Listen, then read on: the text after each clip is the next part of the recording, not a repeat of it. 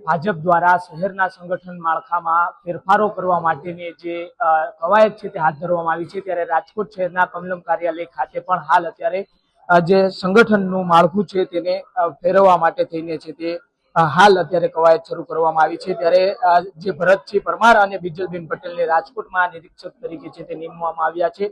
પ્રદેશ અધ્યક્ષ અને પ્રદેશ મહામંત્રીની જે આ ઓફિસ આવેલી છે રાજકોટ શહેર કમલમ કાર્યાલય ખાતે, ત્યાં આગળ મહત્વની બેઠકો છે તે ચાલી રહી છે। આ બેઠકની અંદર રાજકોટના જે રીતના કહીએ કે રાજ્યસભાના સાંસદ રામભાઈ મોકરિયા, ધારાસભ્યો દર્શિતાબેન શાહ, ભાનુબેન બાબરિયા, ઉદયભાઈ કાનગડ, રમેશભાઈ ટીલાળા અને જે રીતના રાજકોટ શહેર ભાજપ પ્રમુખ માધવભાઈ દવે સહિતના અનેક અગ્રણીઓ છે તે આ બેઠકની અંદર જોડાયા છે। અને જે રીતના હાલ અત્યારે જે મહત્વની બેઠક સેન્સ પ્રક્રિયાને લઈને છે તે ચાલી રહી છે, ત્યારે દ્રશ્યો જે હું આપને દેખાડી રહ્યો છું એ રાજકોટના કમલમ કાર્યાલય ખાતેના છે। ભાજપમાં છે તે છેલ્લા ઘણા સમયથી જૂથવાદ છે તે જોવા મળી રહ્યો હતો, પરંતુ હવે ક્યાંક સંગઠનનું માળખું તૈયાર થતાની સાથે જ આ જૂથવાદનો અંત આવી શકે તેવી પણ શક્યતાઓ છે તે સેવાઈ રહી છે। આ જે મહત્વની બેઠક યોજવામાં આવી છે તેમાં પૂર્વ ધારાસભ્ય અરવિંદભાઈ રૈયાણી પણ છે તે જોવા મળી રહ્યા છે। અને અરવિંદભાઈ જે રીતના હાલ આ બેઠકની અંદર હાજર હતા, પૂર્વ ધારાસભ્ય ગોવિંદભાઈ પટેલ પણ હતા, ત્યારે હવે જે નવા માળખાને સંગઠનને લઈને કેવી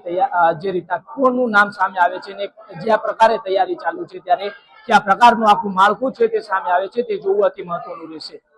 સાહિલ સપા, આગ્રહ ગુજરાત, રાજકોટ। હંમેશા રાજકોટ શહેરમાં ક્યારેય જૂથવાદ એવું પણ નથી। દરેક કાર્યકર્તા ભાજપના કે લોબિંગ જેવું રાજકોટ શહેરમાં ક્યારેય રહ્યું નથી અને રહેવાનું પણ નથી।